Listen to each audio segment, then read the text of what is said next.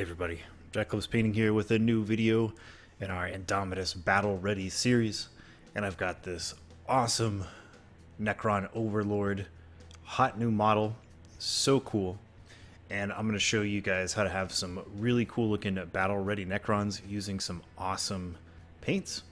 But first off, we got to get this guy primed up, so I'm just going to grab our Stynylrez black primer, prime them all up, you know, standard procedure, making sure not to blast that paint on there, making sure it's not too wet, not pooling up anywhere. Done this a million times before.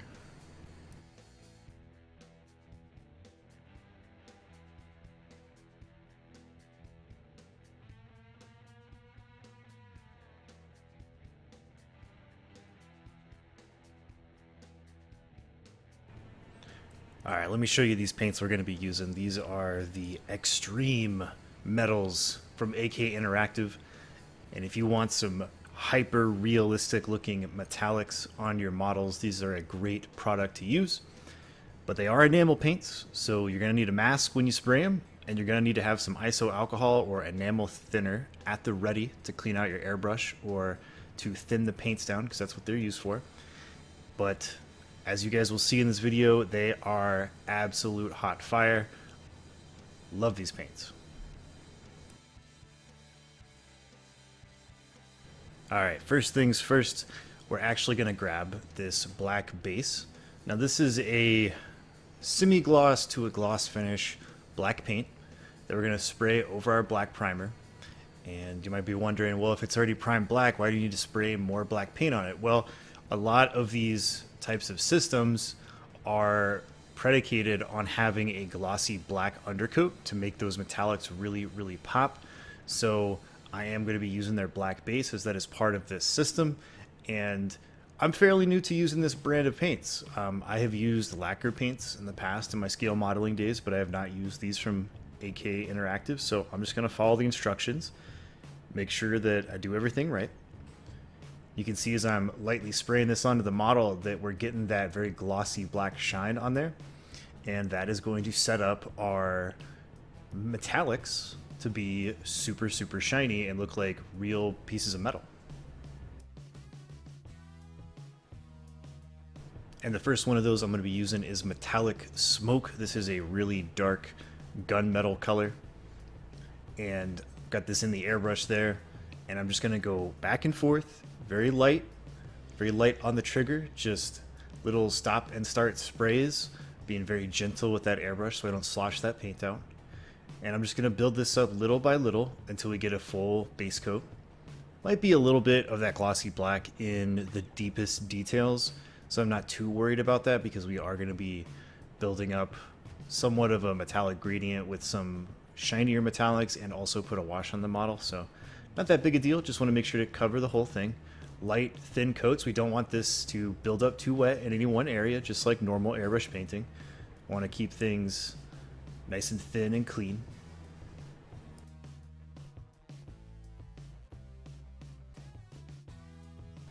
After that, I'm going to grab some chrome, and this is going to be our shiny steel color. Going to make this guy look like a T800. And I am going to be using a higher spray angle, and again, just back and forth, quick passes, just hitting that trigger and letting it go, just little spritz type sprays, just to dust it on there, make sure it's nice and thin and smooth. And once that's dry, I'm going to grab some bronze. This is going to be our kind of gold metallic. And the good thing about these enamels is they do dry very, very quickly compared to water-based paints. So, you know, you can give it just a couple of minutes and that paint is set and good to go. And I was experimenting with the Xtreme Metals over on our Twitch channel with the Lord Scorpec model, and I was a little worried that the water-based paints would not want to stick to the model, because a lot of times with these enamel paints or lacquer-based paints, especially metallics, the surface can be very hydrophobic and your water-based paints won't want to stick to it. And I varnished it, and that kind of took away from the overall look. So this time around, I just wanted to try out, see if I could get this metallic on there. And yeah, it paints just fine on there. It actually works really well. Just want to make sure to have very light brush pressure, and it looks great. And you can see this guy is looking really, really cool so far, but he's not done yet. This is just the basic metals. I'm going to grab some of this bright neutral gray and paint this little forehead stripe thing that he's got. I don't know. I was looking, I was like, what's the regular Necrons look like? I guess it's the Saltec dynasty or some such. They have this little like white stripe on their head, so I'm just going to paint that in. Some of that light neutral gray.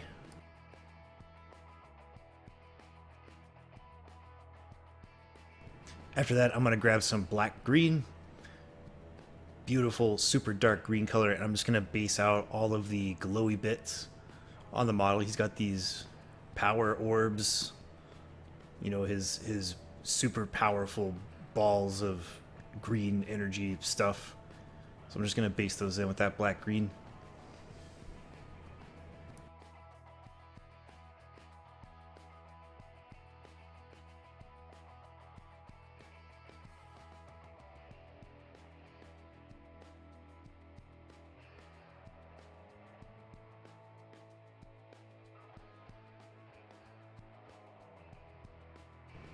Next, I'm going to paint in the some of the hoses, and I'll be using the same mixture to create kind of a rubbery black color that we did in our previous video, where I take some dark blue and a dark gray and some green, maybe a drop of black, and then mix those together to create that kind of black rubber color. And I mentioned in that last video that there is a company that already has a pre-made color for this specifically, and it's Secret Weapon Miniatures Tire Black.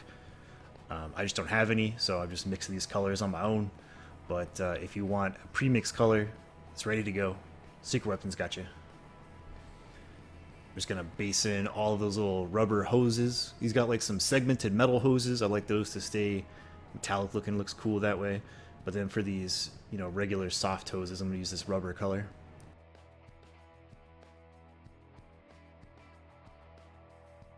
Next, I'm gonna take some black paint and base out his blade on his polearm looking thing.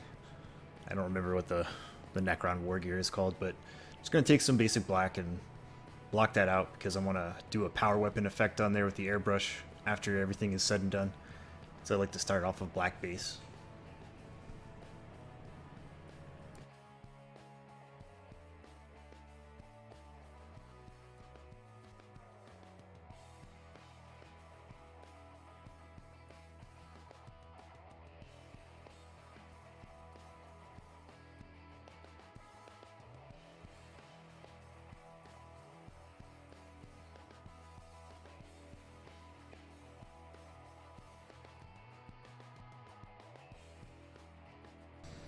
Alright, next it's ready for a wash, and I'm going to pull out our oil wash system for Mr. Weathering Color.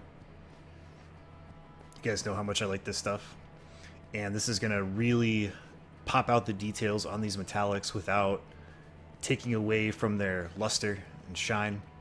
Now you can varnish before this. The paint is totally set, and I'm not worried about this oil wash reactivating it because the oil medium just won't react those paints. But if you're worried about it, you can give them a varnish, but given the very high shine and realistic metallic look of these paints, I would probably go with a gloss varnish, just because anything else is going to dull down those metallics and kind of take away from it.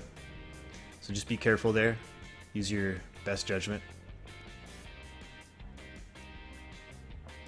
Just going to be putting this all over the model, and then as per usual, come back with my brush loaded up with that solvent to kind of help dilute it and move it around on the model. Shading metallics with this stuff is insanely easy. It just wants to flow right over it and get into those details. And all we want to look for is anything that's like a top flat area that we want to stay, you know, just really, really chrome shiny. I'm just going to clean that off with the solvent and lick away any excess with the brush, just to make sure we don't have any pooling or coffee staining anywhere.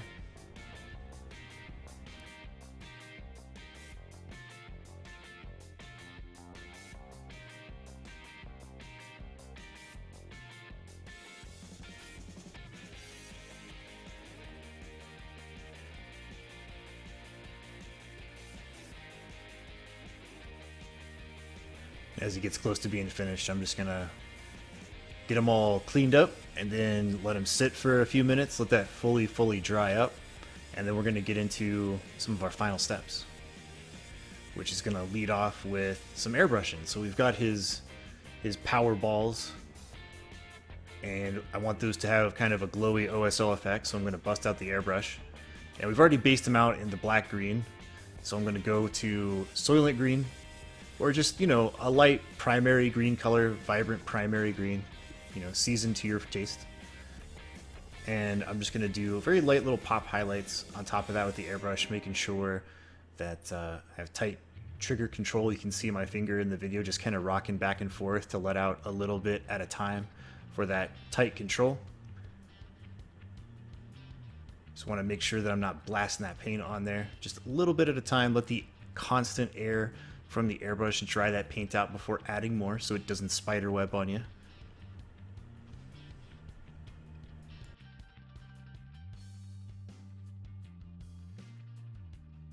After that, I'm going to grab some bright yellow green. This is going to be our main highlight color. And again, I'm just going to kind of focus in the center of those balls and the areas that I've already hit with the sword. Just those alternating kind of glowy points to give it that power weapon feel. Just pop it out with that bright yellow green.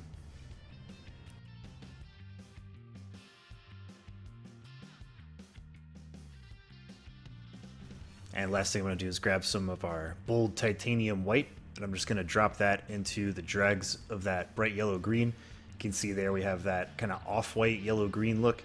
This is going to be our brightest little glow color. I'm just going to do a teeny tiny little pop highlight right in the center of everything, just to give it that kind of white-hot appearance.